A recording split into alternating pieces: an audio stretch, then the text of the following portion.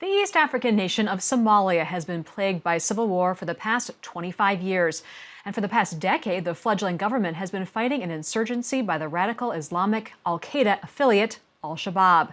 Now, a new report reveals Somalia may be using children as young as 10 years old to spy on al-Shabaab operatives. Today's Washington Post says using child informants is not only dangerous, but could be a violation of international law. The Post's deputy foreign editor, Mary Beth Sheridan, joins me now from Washington, D.C. Thank you so much for joining us. So first, just starting out, can you just explain, how does something like this happen? How are children forced to be informants for the government? Well, it's an amazing story, I have to say. In many cases in recent years, the government has either managed to capture al-Shabaab troops that included a lot of these kids who were, in many cases, forced by al-Shabaab to fight, or children actually gave themselves up, tried to escape.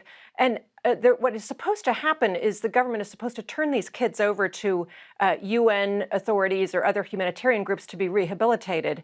But instead, as our reporter Kevin C. found, they detained a lot of them and forced them to go out on very dangerous missions and point out their former colleagues and otherwise identify al-Shabaab installations or members.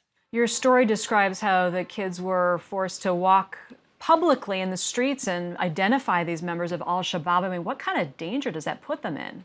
Well, a huge amount of danger, because the kids told us, Kevin interviewed 8 of them and talked to a lot of relief workers and so on, that the kids' faces were not covered. And they're going into neighborhoods, oftentimes their home neighborhoods. So people know who they are. And these kids are now very frightened. And both they and other people told us they may have to be relocated. They really face a grave risk of being killed.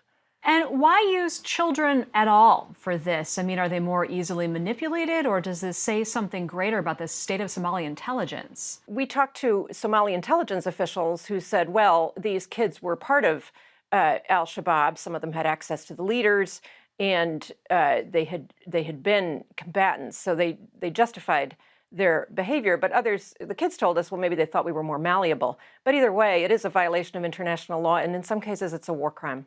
The U.S. government supports Somalia's fight against al-Shabaab. So, I mean, what kind of questions does this all raise about what the U.S. government knows about the situation, or did it condone this? We were told that the CIA provides substantial funding and training for the Somali intelligence agency. The CIA wouldn't respond to our questions about their involvement, but Somali officials told us the CIA knows everything we're doing.